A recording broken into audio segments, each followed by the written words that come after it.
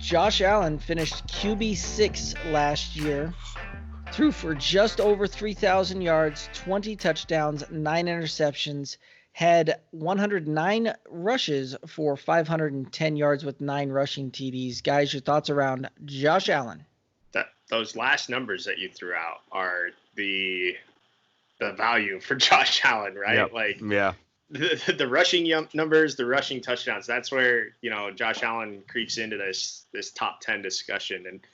And Derek, we have these rankings that we're doing. We did them with the running backs. We're doing them with the quarterbacks and wide receivers and whatnot. And I filled mine out kind of just gut feeling hastily.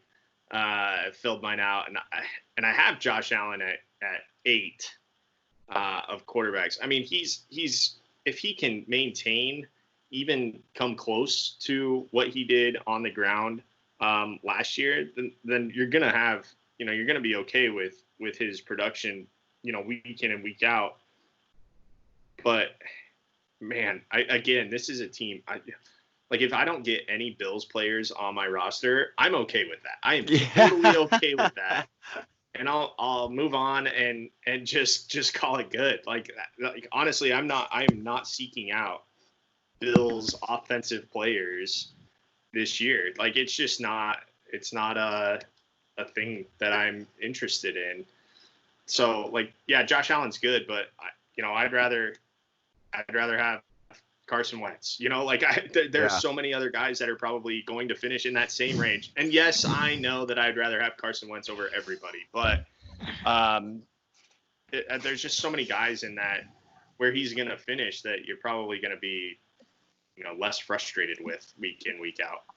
Alex, there's times in which we get going through this that there's sometimes I think that if you had the 101 pick and a fresh draft, you would just take Carson Wentz to make sure that you got Carson Wentz. Well, what's funny about it is I've ranked Wentz 9, but I mean, everybody knows this about me. I will reach for Carson Wentz. I want Carson Wentz on my team. I will reach for that. I will make that play. But I think that Josh Allen probably does finish, maybe just slightly higher than Carson Wentz. I'm more comfortable with Carson Wentz than I am with the Bills offense. It's just the Bills offense. I just am not confident in what they can do. Yeah, absolutely. He's definitely a better fantasy asset than a NFL asset, in my opinion. Political way to put it. But I mean, hell, based off the rankings, I have him 6 again. Like, for all my bagging on these Bills players through this episode, I still have Allen ranked at 6. And it's because of the rushing. I think Allen will find a way to get his completion percentage up towards, 60 to 62%. So up from the 57 or whatever it was last year.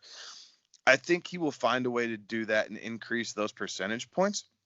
But he had 8 rushing touchdowns as a rookie, 9 rushing touchdowns at his sophomore season. I don't expect him to have, 3 rushing touchdowns this year. I still expect him to have, 7, 8, 9 rushing touchdowns, which when it's all added back into the same pot, it's not pretty how you get there. Mm-hmm. But because of that rushing ability, he does possess a little bit better floor than a lot of guys in the top 10 do at times. There's a lot of people who still would rather have Aaron Rodgers than Josh Allen. Why? Like, it's just that doesn't make sense. Carson Wentz. You can argue Carson Wentz, and for the most part, I'll listen to it. Carson Wentz doesn't run anymore. Like, and that's where fantasy football is with these quarterbacks nowadays. Like, these quarterbacks who have even half an ability to hit someone, on an out route, and then can run for, 400, 500, 600 yards on top of that. Not even speaking to what Lamar Jackson did last year, but oof.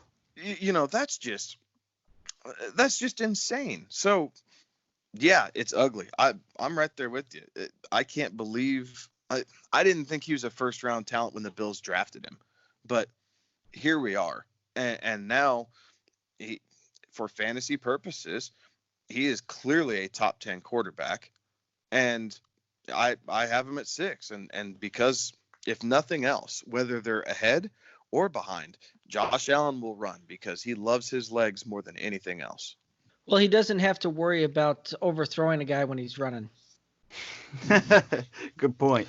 Don't test him. Fair enough. That is fair enough.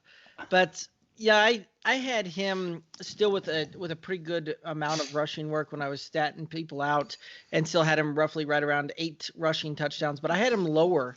Had him right at QB 10 this year, just because I think we're going to see an uptick a little bit in the passing this year, and you're going to see some of these guys really kind of separate themselves out.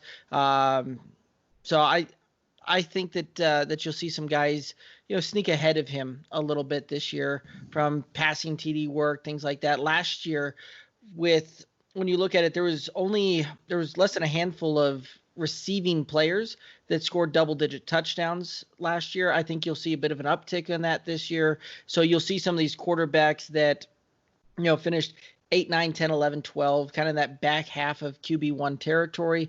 I think you'll see them get some more touchdowns, and they'll make up that difference from throwing the ball and throwing TDs versus what Josh Allen was doing running the ball. So I think we'll see an uptick there, and because of that narrative, I had him down just a little bit and had him right about QB 10 finish this coming year.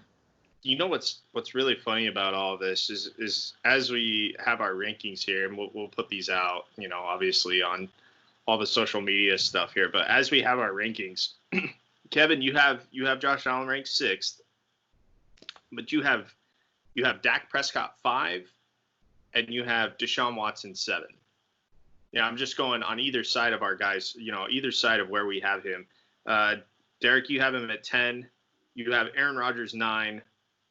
Matt Stafford 11. I have him at 8. I had Drew Brees 7 and Carson Wentz 9, which again I'll probably admit that's probably a bit of a reach there. But like, you look at those guys, and wouldn't you rather have, your guy on either side of that than Josh Allen? Like, is that just me? Like, you would rather have the guy on either side? Watson scares me this year, man. Like, what Bill O'Brien has done to that Houston team, Watson has a ton of talent. So if you can get him a little bit cheaper in a dynasty league, and it ain't much cheaper, guys. Like, believe me, I've done my fair share of drafts. You might get him, mid-second round instead of early second round now if you're playing any type of a super flex. I mean, it's crazy. But outside of that, this year, Watson scares me because I don't trust Bill O'Brien as far as I can throw him. But yeah, definitely Dak. Carson Wentz, I'm not the believer in Wentz that you are. I think he gets hurt too much. Like, I think his body does not hold up to the pounding of the NFL. So that's what scares me. Allen has proven that, hell, he got his bell rung a couple times last year, and he went out for concussion protocol, and I don't know, corn-fed or whatever from Wyoming, but hell, he popped right back in the game, and there was no doubt he was concussed. Like, it was just one of those things. So I want the guy who's on the field. Like, all things considered, if I'm weighing options and guys are within 2 or 3, 4 or 5 spots of each other, I want the guy who's on the field. I want the opportunity for points. I don't want to have to worry about, well, yeah, I might get 15 games out of him if I'm lucky. Well, I want 16 games out of him, because I want to know that I'm not wondering, is this the week he goes down as I'm making my playoff push? And that's another point too, because when you start looking at constructing your team, things like that, that draft capital and the value of which you're drafting has got to come into the factor and got to play into that. And for the most part, where you're talking about a lot of those guys that were around in our rankings to it, you can typically get a lot of those guys several rounds later than you can get Josh Allen. So yeah, and to answer your question, yes, I'd rather have the guy before and the guy right after in my rankings, because Matt Stafford, shoot, I can pick him up ridiculously late in the drafts, and I think he's going to be top 12 QB this year. But the draft capital that I spent on him and the value that I got there, forget about it.